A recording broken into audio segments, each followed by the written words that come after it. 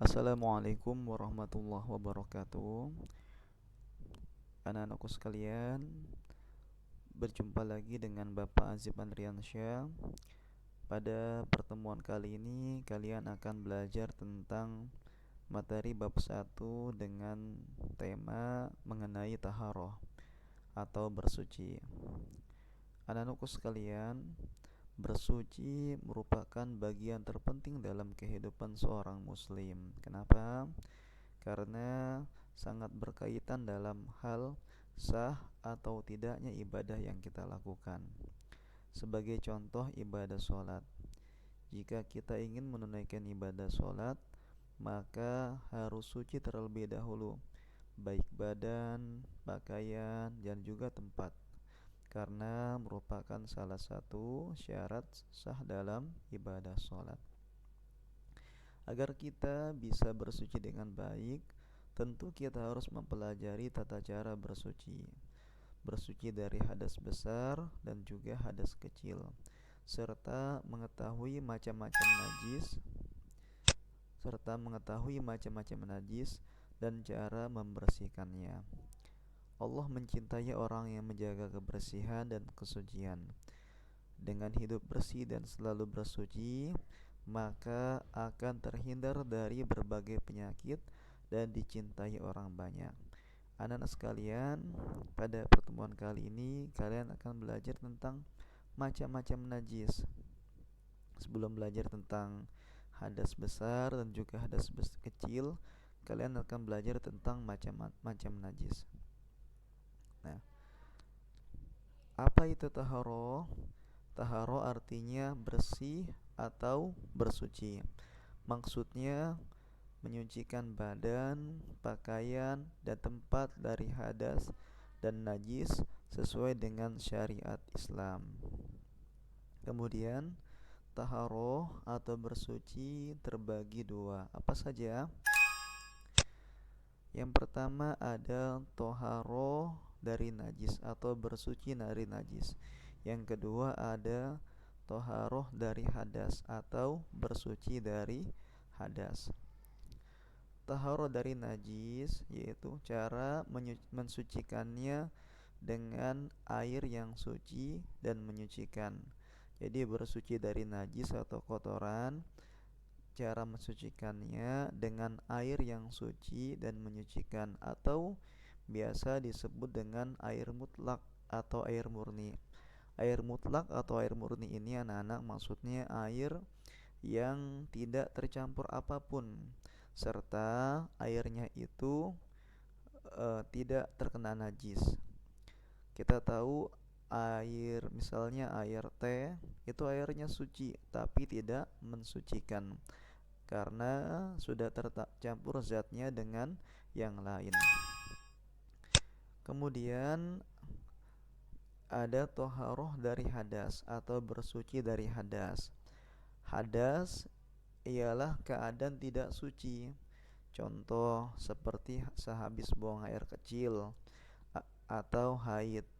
Cara bersucinya jika hadas kecil yaitu bisa dengan berwudu dan juga tayamum. Adapun jika haid atau wilada, kita bisa bersucinya dengan mandi besar, mandi wajib atau mandi besar. Nah, sedikit catatan anak-anak di sini.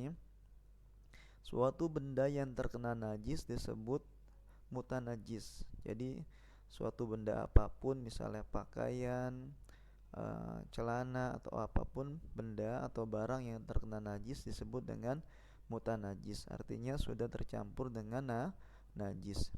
Seperti pakaian yang terkena air kencing. Nah, lanjut berikutnya. Najis terbagi menjadi 3. Apa saja? Lalu bagaimana cara menyucikannya? Yang pertama ada najis mughalazah atau berat. Contoh terkena air liur anjing atau tersentuh dengan babi baik sengaja maupun tidak sengaja. Nah, cara mensucikannya yaitu dengan membasuh 7 kali dengan air mutlak atau air murni dan salah satunya dicampur dengan air dan tanah. Ini adalah cara bersuci dari najis mughalazah atau najis yang berat. Kemudian ada najis mutawasitoh atau najis sedang. Najis ini terbagi menjadi dua anak-anak. Satu najis ainiyah, yang kedua najis hukmiyah. Adapun najis ainiyah yaitu najis yang masih terlihat, masih kelihatan baik zatnya, warna, bau dan rasa. Misalnya ada kotoran ayam dan lain sebagainya. Jadi terlihat, najis yang terlihat. Kemudian ada najis hukmiyah, yaitu najis yang kita yakini adanya namun tidak terlihat bau, rasa dan juga zatnya. Contohnya seperti najis air kencing yang telah mengering. Nah, adapun cara mensucikannya, jika najis ainiyah, najis ini yang masih terlihat, yaitu dengan cara membasuh najis tersebut sehingga hilang warna, bau dan juga rasanya. Adapun najis hukmiyah yang sudah tidak terlihat najisnya namun kita yakini adanya, maka cukup kita mengalirkan air di tempat yang terkena najis. Selanjutnya ada najis mukhafafah atau najis yang ringan. Najis yang dapat disucikan dengan memercikkan atau menyiramkan air di tempat yang terkena najis. Contoh ada najis air kencing bayi laki-laki. Nah, ini najis yang mukhafafah. Artinya najis yang ringan. Cara mensucikannya yaitu dapat dengan memercikan atau menyiramkan air di tempat yang terkena najis. Kemudian ada catatan sedikit, ada najis ma'fu atau najis yang dimaafkan. Contoh najis bangkai hewan yang tidak mengalir darahnya seperti lalat, nyamuk dan lebah. Nah, ini jika terkena najis ini, jika masih terlihat maka kita dapat membersihkannya dengan air. Adapun jika tidak terlihat maka dimaafkan, tidak apa-apa. Selanjutnya terakhir, nah ini sebenarnya materi selanjutnya, tapi Bapak sudah siapkan sebagai pembuka. Apa itu hadas? Secara bahasa berarti kejadian. Hadas itu secara bahasa artinya kejadian atau peristiwa. Maksudnya kejadian tertentu pada diri seseorang sehingga menghalangi sahnya ibadah yang dilakukan. Seperti telah buang air kecil atau telah buang air besar. Ini adalah hadas. Jadi hadas itu keadaan tidak suci.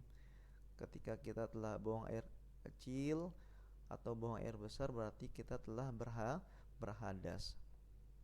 Nah, orang yang berhadas jika ingin sholat maka harus berwudu terlebih dahulu jika termasuk hadas kecil. Nah, itu saja anak-anak pelajaran hari ini yang dapat Bapak sampaikan.